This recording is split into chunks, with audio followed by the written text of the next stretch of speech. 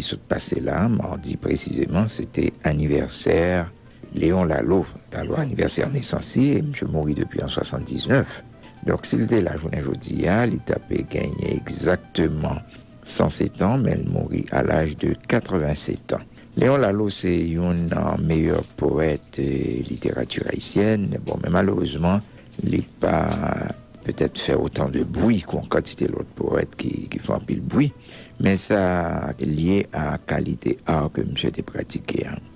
Nous parlons d'abord quelques commentaires sur œuvre Léon Lalo, qui fait précisément par les frères Raphaël et Pradel Pompilus. Comme certains monde connaissent, Léon Lalo, c'est un poète qui était touché un petit peu à tout. Pradel Pompilus et frère Raphaël écrit au sujet de monsieur, les poèmes indigénistes de Léon Lalo sont à part, c'est-à-dire sans relation avec ceux de l'école. Leur mérite réside dans leur profondeur psychologique haïtienne. Ils révèlent l'homme haïtien et son aventure ambiguë, par suite du croisement de deux sangs différents et de l'imprégnation spirituelle de deux civilisations sans commune mesure, la nègre et la blanche. La sincérité du poète Léon Lalo dépasse par là celle de Karl Bois. Son art. En poésie comme en peinture, il arrive au lecteur de faire des fautes de lecture. On peut se tromper en lisant un poète obscur, mais également un poète qui n'a pas relié la lumière.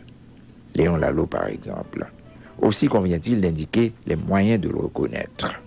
Léon Lalo n'a pas engagé sa poésie. Il a pour credo que la lyre est un instrument de musique. Il est persuadé qu'à en faire une arme, on la fausse, ou la disloque, ou la brise. Ses maîtres français ou haïtiens, et ils sont nombreux, lui ont appris le sens de l'équilibre et de la mesure dans les poèmes, en même temps que celui de la clarté et de l'harmonie. Il a choisi de tendre à la perfection. Voilà pourquoi il préfère le poème court.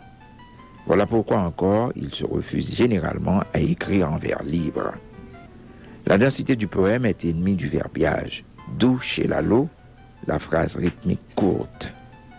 Pas d'envolée, pas de gong, pas de cymbale, alors moi j'ajouterais pas de cri. Une inspiration naturelle, sans essoufflement et sans profonde provision de souffle.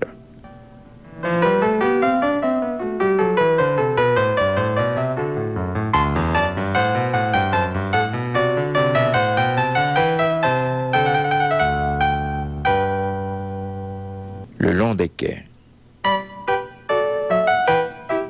Somnolents, les voiliers dansent le long des quais au caprice du vent qu'héberge leur voilure. Et l'ombre, maigrement blessée à leur quinquet, se parfume de moisissure et de friture. Une lune imparfaite est bercée au cordage. D'un groupe nostalgique, une pauvre chanson monte, et son rythme mou s'enroule au bavardage d'un sobriquet vin qui trône en caleçon. Vers l'aube, ils partiront, les vétustes voiliers, dont les noms sont troublants de syllabes naïves. Pour d'autres ports au paysage familier, Jérémie ou Pestel, le môle ou Gonaïve. Et puis un jour, on parlera d'un grand naufrage. Quel d'entre eux a sombré?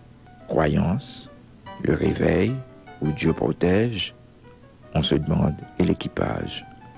Mais la mer est muette et se pâme au soleil.